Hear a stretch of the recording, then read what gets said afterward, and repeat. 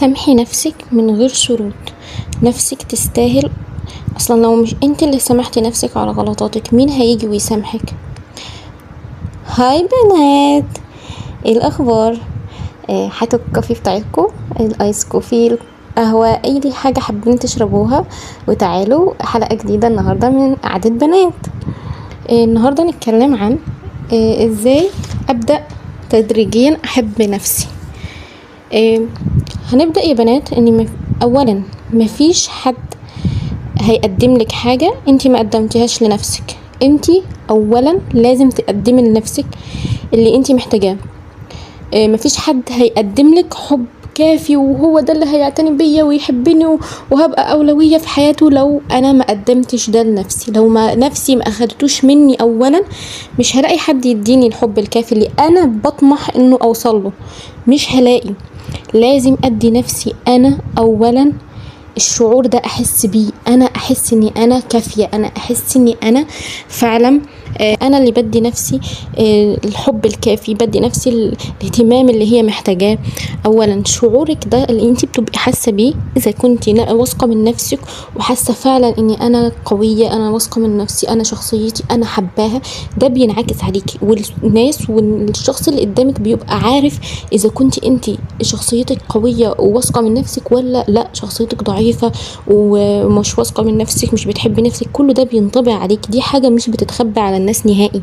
الشعور ده بيبان بطريقة كلامك، بتصرفاتك، باختياراتك. الناس فورا هتحس بده، وكمان هيتعاملوا معاكي على الاساس ده. يعني انتي لما بتحبي نفسك بتدي نفسك قيمة، وبتدي نفسك وبتحط لنفسك حدود قدام اي حد قدامك، بينعكس وبيكون عارف الشخص ده. انتي لو واثقة من نفسك بتحطي حدود وبتحطي اولويتك، نفسك هي اول حاجة. لكن لو مش واثقة من نفسك، انا هرضي ده، انا فعلا انت كلامك صح، انا همشي وراه، ايوه لو رحنا في اي حتة انا وراك، انا مش عارف. ده بيبان من تصرفاتك، حتى لو بتحاولي تخبي ده برضو بيبان والناس بتكون حاسة بيه. لازم تعرفي قيمة نفسك، لازم تعرفي انك انتي رقم واحد في حياتك بجد. انتي شخصية واحدة، انتي نسخة واحدة ومش هتتكرر ابدا.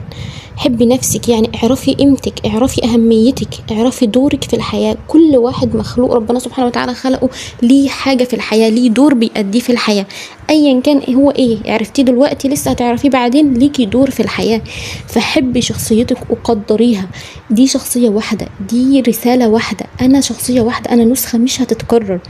فلازم اخلي نفسي اولوية، لازم ما اقللش من نفسي ابدا، وما اقولش على نفسي اني انا ماليش حظ، لا انا مش، مفيش حد هيحبني، انا مش زي فلان، انا حاسة فلان احسن، انا مش. ما تخليش، ما تقارنيش، امنعي المقارنة، امنعيها خالص. وما تقارنيش نفسك بحد، حتى لو انت كنتي حاسة ان الشخص ده مميز في كل حاجة. لا، هو ليه حياته، هو ليه شخصيته، هو ليه اسلوبه، انا ليا شخصية، انا ليا حياة، انا ليا كارير تاني مختلف خالص. فمش هقارن، مش هحط نفسي في حدود المقارنة دي ابدا، عشان ما ضعفش منها، عشان ما خليهاش تحس باحساس وحش. لا بالعكس، ده لما اجي اقارن نفسي اقول لا، انا مش هقارن نفسي بحد، انا نسخة واحدة، انا مش بتكرر. برضو تأكدي تماما انك مش هتعرفي تحبي حد لو ما حبيتيش نفسك. لو نفسك دي ما كانتش أولوية وكنتي انت بتديها الحب الكافي، مش هتقدري تدي اي حد ايا كان هو مين حب كافي واهتمام. مش هتعرفي، اما انت ما عرفتيش تديه لنفسك هتعرفي تديه لحد تاني؟ فلازم تبدأي من نفسك، لازم تبدأي من نفسك انك انت ايوه انا اللي ابدأ احب نفسي، ايوه انا اللي ابدأ ادلعها واهتم بيها واجيب لها هي اي حاجة نفسها فيها. انت لو ما عملتيش كده لنفسك هتحسي اني انا هتضطري تدخلي في دور الضحية، دور المظلومة الضعيفة. لانك لو ما كنتيش بتحبي نفسك مش هيكون عندك توازن، هتحسي نفسك كل همك ازاي ارضي الناس، ازاي اخليهم يحبوني، وده هيجي على حساب نفسك، ده هيخلي الناس اصلا يستغلوكي اكتر واكتر لانك ضعيفة، والناس ما بتحبش اصلا الضعيف، بيستغلوه في كل حاجة. اتعلمي تحبي نفسك بشكل صح، اتعلمي اهتم بنفسي، استثمر فيها.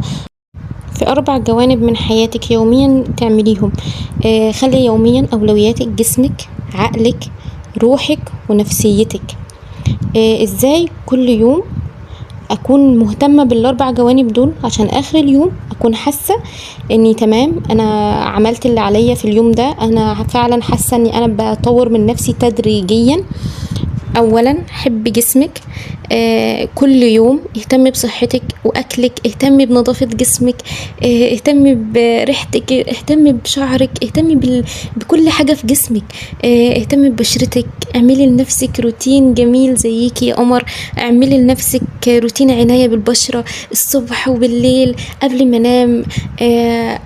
وانا قدام المراية حاسة اني انا فعلا عملت النهاردة روتين جميل هيفرق معاكي. احنا يا بنات بنحب اللطافة وبنحب الدلع، ليه ما ندلعش نفسنا؟ ليه ننتظر الدلع من بره؟ طب ما ابدأ من نفسي، انا ادلعها، انا اعمل لها روتين جميل، انا اهتم بيها، اهتم بريحتي، اهتم بشعري، اهتم بجسمي، من شعرك لرجليكي يا بنات اهتمامك.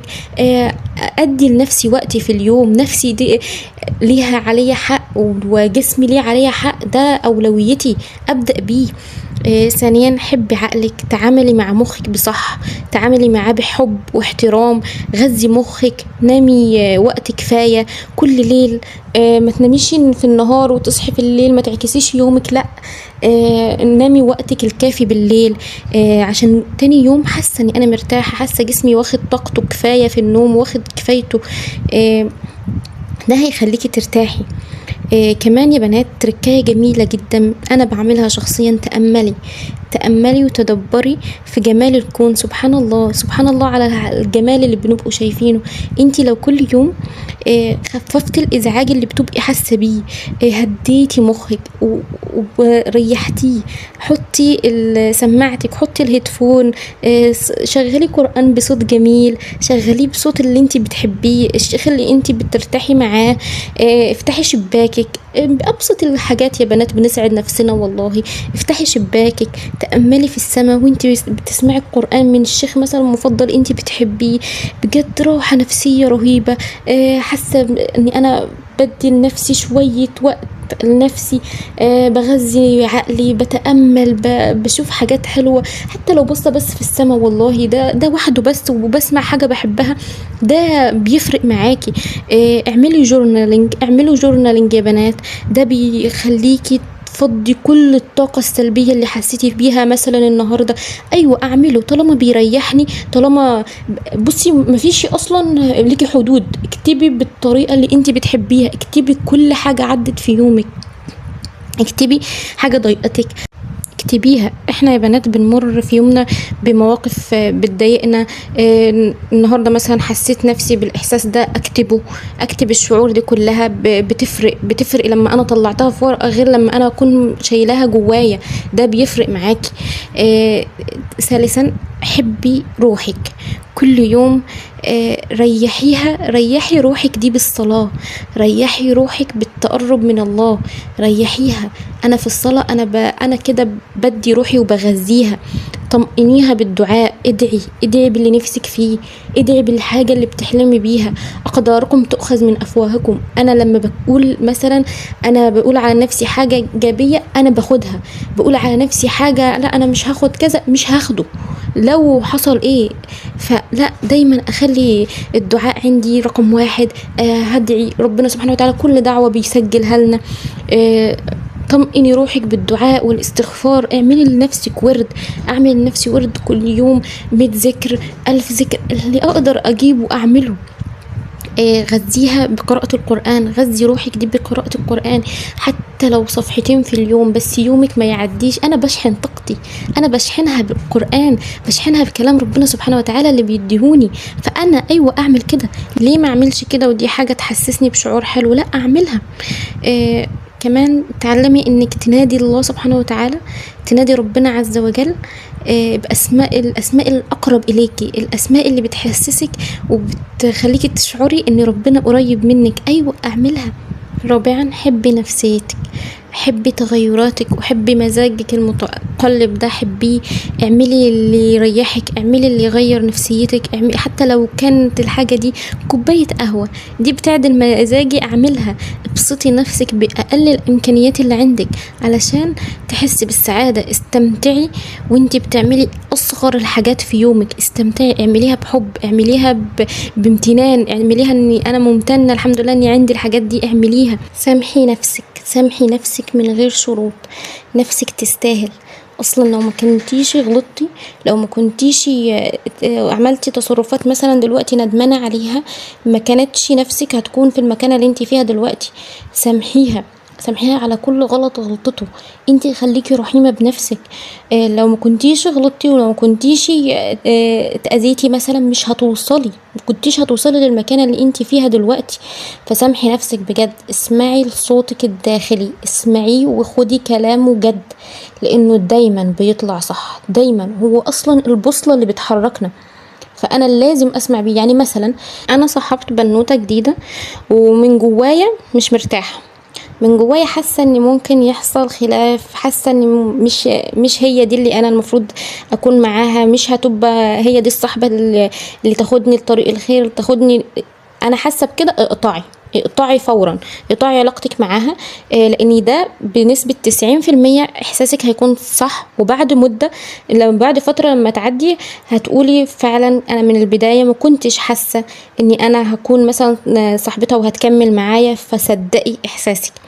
دايما قولي كلام ايجابي عن نفسك، دايما خلي نفسك، انا بغذيها بالكلام الايجابي اللي بقوله عن نفسي. انا قوية، انا فخورة بنفسي مهما مريت، الحمد لله انا لسه واقفة. حطي اهداف لنفسك تشتغلي عليها يوميا. اشتغلي على حياتك، اشتغلي على حبك لذاتك، اشتغلي على شكلك. خليكي دايما أنيقة، خليكي دايما بنت حلوة واثقة من نفسها وناجحة. خليكي أكبر همك انك تطوري من نفسك. خلي همك الوحيد ازاي ابقى النهاردة احسن من امبارح. يا بنات احنا نستاهل الحب لنفسنا، ونستاهل كل الدلع لنفسنا. اعتني بنفسك وخلي بالك من نفسك وحبيها. كده النهاردة تكون حلقتنا انتهت. أتمنى لو كنتوا استمتعتوا واستفدتوا. تشتركوا في القناة وتفعلوا الجرس عشان يوصل لكم كل جديد.